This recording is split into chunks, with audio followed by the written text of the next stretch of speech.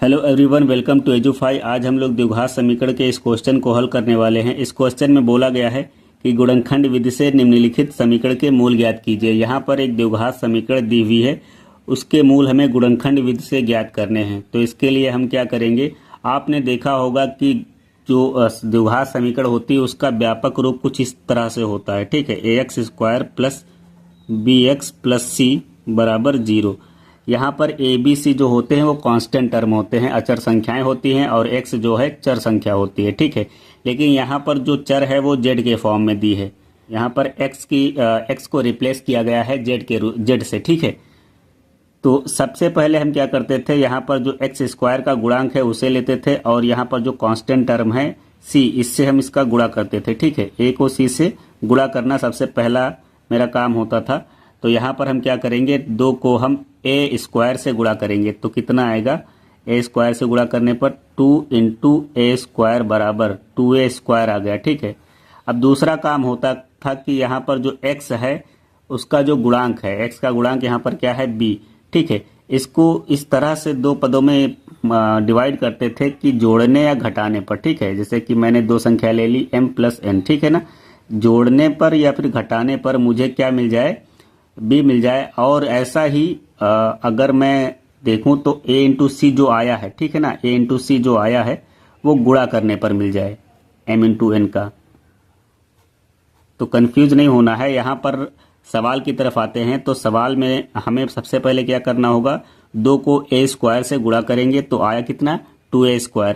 अब यहाँ पर z का गुणांक कितना है, a। ठीक है, तो इसको 2 संख्याओं में इस तरह से तोड़ना है कि गुणा करने पर 2a² आ जाए और जोड़ने या घटाने पर कितना आना चाहिए, a आना चाहिए। ठीक है, तो अगर मैं देखूं यहाँ पर हमें a ही लाना है, जोड़ने या घटाकर, जोड़कर या फिर घटाकर मुझे a ही लाना है। तो हम क्या करेंगे, मैं क्या करूंगा, 2a से a घटा दूंगा। ठीक है, 2a से a घटाऊंगा तो कितना आएगा, a ही आएगा, है नहीं।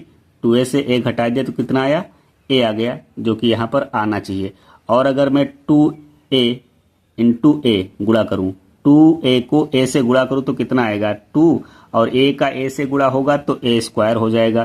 तो गुणा करने पर ये क्राइटेरिया फुलफिल हो रही है। ठीक है, और घटाने पर ये वाली क्राइटेरिया फुलफिल हो रही है। तो हम यहाँ पर क्या करेंगे, a की जगह पर 2a माइनस a रख देंगे। ठीक है, तो लिखूंगा 2z² प्लस a की जगह पर मैं क्या लिखूंगा, a की जगह पर मैं लिख दूंगा 2a minus a, 2a minus a into Z minus ये a² लिख दिया, बराबर क्या है ये, 0 के। ठीक है, अगले स्टेप में 2z² प्लस 2a, और ये 2a का z से गुणा होगा तो क्या हो जाएगा, 2az। ठीक है, ये प्लस माइनस माइनस का हो जाएगा, a का z से गुणा करेंगे तो a इंटू जेड। ठीक है, माइनस का a² बराबर 0। अब यहाँ पर 2 पदों के हम कॉम्बिनेशन बना लेते हैं। ठीक है, तो यहाँ पर मैं ये 2 पदों के कॉम्बिनेशन बना लूंगा। ठीक है, और ये 2 पदों के भी कॉम्बिनेशन बना लूंगा। ठीक है, अब यहाँ पर हम देखेंगे कि हम क्या कॉमन ले सकते हैं अधिक से अधिक। ठीक है, इन दोनों पदों में हम क्या कॉमन ले सकते हैं जो अधिक से अधिक हो। तो यहाँ पर देखो 2 है, यहाँ पर भी 2 है, तो मैं 2 कॉमन ले सकता हूँ। ठीक है, यहाँ पर z है, यहाँ पर भी z है, तो मैं केवल z यहाँ से कॉमन ले सकता हूँ। यहाँ पर z² नहीं था, नहीं तो हम यहाँ पर z² भी पूरा कॉमन ले सकते थे। तो केवल z बाहर आया यहाँ से, तो बचेगा क्या ब्रैकेट में, यहाँ पर देखो 2 बाहर हुआ है, यहाँ से एक z बाहर हुआ, तो केवल एक z यहाँ पर बचा, तो ये लिख देंगे। फिर प्लस लगाए, बीच में प्लस लगाएंगे, यहाँ से देखो z बाहर हुआ है, 2 भी बाहर हुआ, तो बचा क्या, यहाँ पर a केवल बचा, तो ये a लिख देंगे। फिर यहाँ पर देखें तो यहाँ से हम क्या करेंगे, यहाँ पर देखो z के गुणांक में क्या है, a है, और यहाँ पर a² है। तो हम यहाँ से क्या कर सकते हैं, इन दोनों पदों से हम a कॉमन ले सकते हैं, और माइनस भी बाहर लेना पड़ेगा क्योंकि बीच में यहाँ पर क्या आया है, प्लस। तो हम माइनस बाहर लेंगे और ये a बाहर आएगा। ठीक है, यहाँ दोनों पदों से a बाहर आएगा, तो यहाँ से देखो माइनस बाहर हुआ, a बाहर हुआ, तो बचा क्या, केवल z बचा, क्योंकि माइनस बाहर हो गया है। ठीक है, तो ये प्लस का z बचेगा। यहाँ से भी माइनस बाहर हो गया है और एक z a भी बाहर हुआ है, तो यहाँ पर माइनस बाहर हुआ इसलिए प्लस बचा, और यहाँ से एक a बाहर हुआ है, तो क्या बचेगा, यहाँ पर केवल a बचेगा। ठीक है, बराबर ये 0। अब देखो ब्रैकेट के अंदर जो है एक वो सेम संख्याएं हैं, ठीक है ना, सेम टर्म है, तो हम इनको भी ब्रैकेट के बाहर कॉमन ले लेंगे। तो मैं z प्लस a को कॉमन लूँगा तो बचने वाला पार्ट है वो अगले ब्रैकेट में लिखा जाएगा। देखो z प्लस a यहाँ से बाहर हुआ, यहाँ से जब बाहर होगा तो क्या बचेगा, 2z केवल बचेगा, तो मैं 2z लिख दूंगा, ठीक है। और यहाँ से भी देखो z प्लस a बाहर हुआ है तो बचा क्या, माइनस का केवल a बचा, तो ये a लिख दिया, बराबर क्या आया, 0, ठीक है। अब मुझे यहाँ पर क्या करने हैं, यहाँ पर मूल ज्ञात करने हैं। इस वाले द्विघात समीकरण का मुझे मूल ज्ञात करना था यहाँ पर, ठीक है, बोला गया था क्वेश्चन में। तो मूल ज्ञात करने के लिए हम क्या करेंगे, तो लिखेंगे यदि z प्लस a बराबर 0 के बराबर है, इसको मैंने किसके बराबर कर दिया, 0 के बराबर, इसको एक बार 0 के बराबर रखना है, दूसरी कंडीशन में इसको एक बार 0 के बराबर रखना है, ठीक है।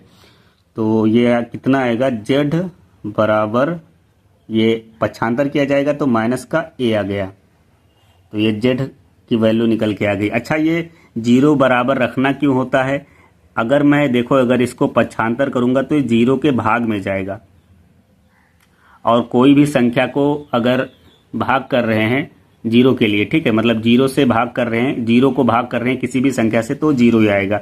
तो अगर मैं इसको पक्षांतर करूंगा तो ये क्या आएगा, z प्लस a बराबर 0 आएगा, मतलब इसको पक्षांतर किया, देख लेते हैं यहाँ पर, z प्लस a बराबर 2z माइनस a बराबर 0, ठीक है। अगर मैं कह रहा हूं कि यहाँ पर मैं इसको पक्षांतर करूंगा तो 0 बटे 2z माइनस a आएगा, और मैं 0 को अगर हम किसी भी संख्या से भाग करते हैं तो उसका मान हमेशा कितना आता है, 0 ही आता है, तो इस तरह से ये 0 हो गया। अगर एक बार मैंने ये किया है कि इसको पक्षांतर किया है तो z प्लस a बराबर 0 आया है, अगर मैं इसको पक्षांतर करता तो क्या होता, तो इसके लिए भी है, यदि 2z माइनस a बराबर 0, मतलब मैंने इसको पक्षांतर किया है, ठीक है ना, इसको पक्षांतर करेंगे तो ये 0 के भाग में जाएगा, और 0 के भाग में जाने की वजह से पूरा ये 0 हो जाएगा, इधर जो बचेगा वो बराबर 0 ही होगा, ठीक है। तो 2z इसको पक्षांतर करेंगे तो प्लस का a आएगा। अब यहाँ पर z के गुणे में है 2, इसको भी पक्षांतर करेंगे तो ये बटे में जाएगा a के, ठीक है, तो a/2, ठीक है। तो z का मान यहाँ से भी निकल आया, तो यहाँ पर इस द्विघात समीकरण के 2 मूल होंगे यहाँ पर, मतलब z के मान यहाँ पर कह सकते हैं 2 होंगे, एक माइनस a और एक a/2, ठीक है ना। तो ये इसका हल है, यहाँ पर यही दोनों इसके मूल हो गए इस समीकरण के। तो आई होप आप लोग ये क्वेश्चन समझ गए होंगे। आप लोग वीडियो को लाइक कर दें और चैनल को भी सब्सक्राइब कर लें। Thank you.